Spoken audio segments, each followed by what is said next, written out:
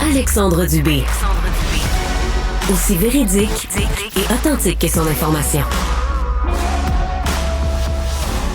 Le mot pipeline revient beaucoup dans l'actualité ces derniers temps. Il y a eu ces annonces, notamment entre l'Alberta, la Colombie-Britannique. Puis là, tout récemment, il y a eu le fameux projet Northern Shield entre l'Alberta et l'Ontario. Ça a été donc annoncé en grande pompe par les premiers ministres Danielle Smith et Doug Ford à Calgary lors de la présentation de ce projet de pipeline-là. Mais là où le débat commence aussi à refaire surface au Québec, c'est que la question a été posée à la première ministre Christine Fréchette, qui ferme pas la porte du tout à l'idée qu'un pipeline traverse le territoire québécois pour faciliter l'exportation du pétrole albertain.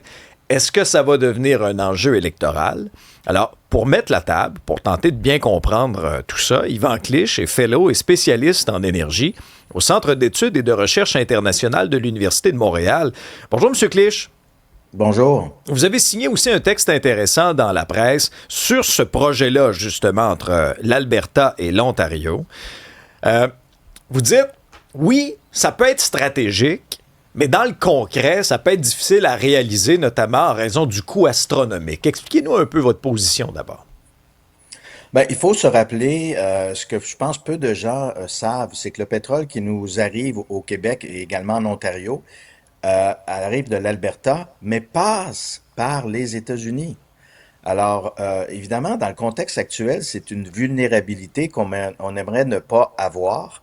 Puis en fait, la décision, là, elle était, dans le fond, prise dans les années 1950. Et il y avait eu des débats entre politiciens pour dire, cette canalisation qui transporte du pétrole de l'Ouest canadien, on devrait simplement le faire passer uniquement par le Canada pour pas se rendre vulnérable aux États-Unis. Mais les promoteurs privés de l'époque avaient dit, nous, c'est moins cher, et puis en plus, on va pouvoir livrer une partie de la production sur le marché américain. Donc, ils ont décidé de faire cette configuration qui fait en sorte que le pétrole passe par l'État du Michigan, arrive à Sarnia, en Ontario, qui est un grand centre de raffinerie, puis ensuite, il est transporté au Québec, à Montréal-Est, à la raffinerie de Montréal-Est. Alors, si on était toujours en amitié avec les États-Unis, il n'y aurait pas de difficulté. Je ne serais pas là ce matin à parler de ça avec vous. Mais étant donné la situation actuelle, c'est une carte de plus que peuvent utiliser les Américains. Ils menacent donc un peu, en partie, ou ça menace notre sécurité d'approvisionnement en pétrole. Et je termine là-dessus. C'est pas tant que l'administration actuelle à Washington nous a fait des menaces de ce côté-là, c'est que le projet de tuyau qui existe actuellement est contesté par l'État du Michigan et par le Wisconsin. Ils disent, nous, on a peur qu'il y ait un bris de tuyaux puis que ça cause un dégât environnemental dans les Grands Lacs. Ça va faire l'objet d'ailleurs de notre deuxième tribune téléphonique aujourd'hui. Je dis deuxième parce que moi, c'est notre émission, là, toute la gang. Là. C'est-à-dire, quand vous avez quelque chose à dire, moi, je vous m'en onde. J'aime ça. On l'a fait tantôt avec Marc Boilard sur la géolocalisation. Je veux le faire encore aussi sur les pipelines. Et la question qu'on va vous poser aujourd'hui, seriez-vous favorable au passage d'un pipeline au Québec? Parce que le contexte a changé. Parce que notre dépendance aux États-Unis, on vit dans un autre monde. On l'a déjà eu, ce débat-là, au Québec, il y a plusieurs années. C'était un non catégorique. Est-ce que votre point de vue a changé là-dessus, Isabelle? 187 Cube Radio, 1877-827-2346, texto, téléphone. On se rappelle du projet Oléoduc Énergie Est. C'était une question, entre autres, d'environnement, de manque de personnel. On disait, s'il arrive une catastrophe, par exemple, il y a le pétrole qui s'écoule, il n'y aura pas assez de monde pour être capable de renverser la vapeur. Donc, il y avait un gros enjeu environnemental à l'époque. Pensez-vous qu'on est à la même place aujourd'hui? Non, moi je pense que, écoutez, les oléoducs, ça existe depuis des décennies et je pense encore une fois, ça fait partie des choses, des angles morts. On a des tuyaux sous les pieds par milliers de kilomètres en Amérique du Nord. Si les gens pouvaient voir la carte des oléoducs et des gazoducs, ils seraient extrêmement surpris. Il y a des tuyaux absolument partout. C'est juste qu'aujourd'hui, c'est devenu plus compliqué à faire parce que, la société a changé. Mais dans les années 50, au 20e siècle, il y a eu une énorme construction d'infrastructures en tout domaine, y compris des gazoducs et des oléoducs. Alors, moi, je reviens là-dessus. L'oléoduc, c'est pas tant... il a deux vocations. C'est pour assurer la sécurité du Canada pour s'assurer que le pétrole qu'on se transporte l'un vers l'autre passe uniquement en territoire canadien. Et également, il y a une autre volonté aussi là, qui est associée à ça, c'est de dire, ben, ça nous ferait une autre canalisation si on arrive au Québec. Attention, c'est si on arrive au Québec, on va pouvoir l'exporter à travers la mer. Si ça arrive juste en Ontario, oubliez ça. L'Ontario n'a pas de capacité d'exportation maritime. Il va falloir construire quand même une canalisation vers le Québec pour transport maritime à l'étranger. Et également, on voudrait aussi le transporter dans les maritimes parce que c'est aussi une question qui a souvent été posée. Comment se fait-il que le Canada produit son propre pétrole et que on est affecté par les prix mondiaux? Ben, les provinces maritimes, ils en ont pas, eux, de pétrole canadien. Il n'y a pas de tuyau qui se rend. Donc, ils achètent leur pétrole sur le marché mondial. Mais Même si le sentez-vous... Canada est le quatrième pays producteur de pétrole, c'est théorique, ça, Ouais. pour les maritimes. Ils doivent quand même importer leur pétrole d'ailleurs, dont l'Arabie Saoudite. Alors, si on avait une canalisation qui transportait tout ce pétrole de l'Ouest canadien vers les maritimes, ben là, les gens de ces provinces pourraient acheter du pétrole canadien au lieu d'acheter du pétrole sur le marché mondial. Mais est-ce que dans votre esprit, sentez-vous que ça va devenir carrément un enjeu électoral là, l'automne prochain lors de la campagne? Puis là, il y a toute la question du corridor. Et là, on va t'en avoir du pas dans ma cour, là. Ben écoutez, moi, je vais y aller là en micro-analyse, même si je suis absolument pas, j'ai pas les qualités que vous avez en analyse politique. Madame Fréchette, c'est l'ancienne présidente de la Chambre de commerce de Montréal-Est. Donc, elle avait la raffinerie de Montréal comme gros client. Je pense qu'elle a toujours comment je vous dirais, un biais favorable pour le développement économique et puis aussi le développement de l'industrie du pétrole et du gaz. Alors, je pense que c'est probablement pour ça qu'elle se disait, ben, moi, je suis ouverte à regarder ça. Maintenant, écoutez, ça va coûter cher, là. Le pipeline entre la Colombie-Britannique et l'Alberta, là, bien sûr, je fais fi des différences géographiques, là, des enjeux géographiques, là, s'il y a des montagnes ou pas, on va oublier ça, mais c'est quand même à la louche 40 milliards de dollars pour 1000 kilomètres. Là, on parle de 3000 kilomètres et même plus. Donc, on parlerait d'un projet autour de 100 milliards de dollars.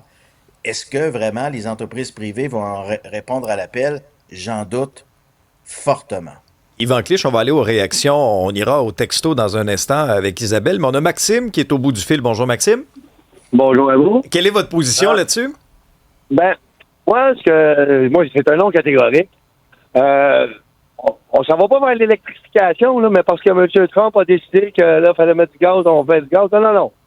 Moi, ce que je comprends pas, là, remarquez que je comprends pas tout dans la vie, là, mais comment ça se fait que ils ont voulu genre faire des affaires avec Northvolt pour les batteries. Pourquoi on se prend pas une multinationale à créer des autos, puis à créer nos batteries, puis ensuite de ça, qu'on crée nos propres voitures et en même temps qu'on les vende aussi au reste du monde. Je veux dire, je comprends pas pourquoi qu'on fait pas ça.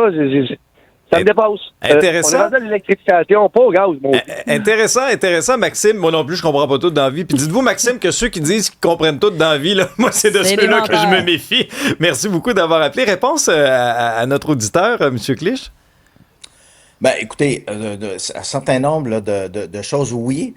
Monsieur a raison. Le Québec vient de publier là, son plan de gestion intégrée des ressources énergétiques, c'est-à-dire sa trajectoire énergétique d'ici les années 2050.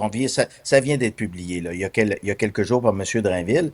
Puis ce qu'on dit, c'est que la part du pétrole va diminuer significativement dans le mix énergétique, dans le bouquet énergétique du Québec. Alors ça, oui, effectivement, normalement, là, dans les prochaines décennies, on va effectivement utiliser passablement moins de pétrole. Et puis, l'autre chose peut-être aussi à rajouter là, pour essayer d'apporter de la clarté au débat, c'est que il y a le pétrole. Le pétrole, on l'a vu, le pétrole est quand même, le marché est quand même très alimenté, là. Je pense pas qu'on a besoin de beaucoup d'autres producteurs. On l'a vu, même malgré une crise sans précédent, les prix ont augmenté, mais ils n'ont pas du tout été à ceux auxquels on aurait pu s'attendre. Normalement, le baril, il y a des gens qui s'attendaient, ça allait à 200 dollars. Ça n'a jamais dépassé 100. Donc, le marché est bien alimenté. Alors, pour contribuer au débat, ce qui est plus important, exemple pour l'Europe, c'est du gaz. Parce qu'ils s'en servent énormément pour chauffer, puis pour des procédés industriels, et ils n'ont plus de gaz de la Russie. Je vois. Puis quand on regarde Donc, la réaction. ils veulent du gaz. Eux, ils veulent pas du pétrole. Ouais. Mais puis Ils quand on veulent du regarde... gaz canadien et il y a un projet au Québec qui s'appelle Marine Invest d'une société norvégienne qui est sur la table. Eux, ils se disent, on aimerait ça construire parce qu'il y a un gazoduc qui s'en va jusqu'au Québec. Ils arrêtent là. Ils voudraient le continuer jusqu'à cette île pour liquéfier ensuite le gaz et le transporter en mer vers l'Europe. Ça, je pense que c'est un projet plus concret sur lequel on devrait dépenser un peu plus de neurones plutôt que le projet de l'éoduc pétrole qui a été avancé entre l'Alberta et l'Ontario. Puis quand on regarde les réactions sur la messagerie, il y en a beaucoup qui sont favorables. Là, Stéphane, il dit, ben oui, parce que sinon, on va nous contourner. Il y en a qui disent, c'est pas mal mieux ça que le projet du TGV. D'autres aussi qui doutent qu'on ait la capacité énergétique de l'électricité, de que se fier sur l'électricité.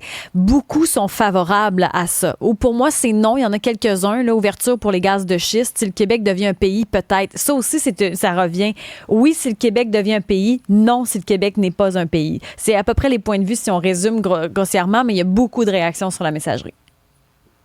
Ben, moi, je voudrais quand même rajouter là, que pour la compréhension, c'est un projet de l'Ontario.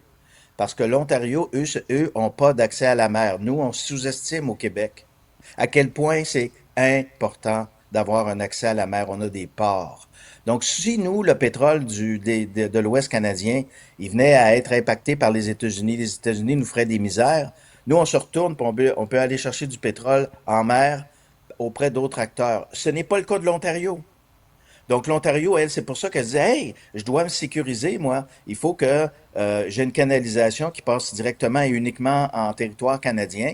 Alors, c'est l'objet de l'annonce. Nous, on est indirectement concernés parce que le tuyau pourrait effectivement passer par le Québec et se poursuivre, comme je le mentionnais, dans les maritimes, qui serait assurément assez content d'obtenir du pétrole canadien plutôt que d'obtenir du pétrole dans le marché mondial. Mais c'est pas un projet du Québec, ça. C'est un projet de l'Ontario dont on cogne à la porte. Nous, on aimerait faire ça. Seriez-vous intéressé aussi à le prolonger vers le Québec? Puis en plus, on pourrait le prolonger dans les maritimes, puis ce serait un beau projet de sécurité énergétique du Canada. Mais comme tel, au Québec, on n'en a pas vraiment besoin, nous. Je comprends, c'est une précision qui est importante. Convaincu que ça va rebondir dans les prochaines semaines et dans la campagne électorale. Yvan Clich, fellow spécialiste en énergie au Centre d'études et de recherche internationale de l'Université de Montréal. Merci pour vos lumières là-dessus.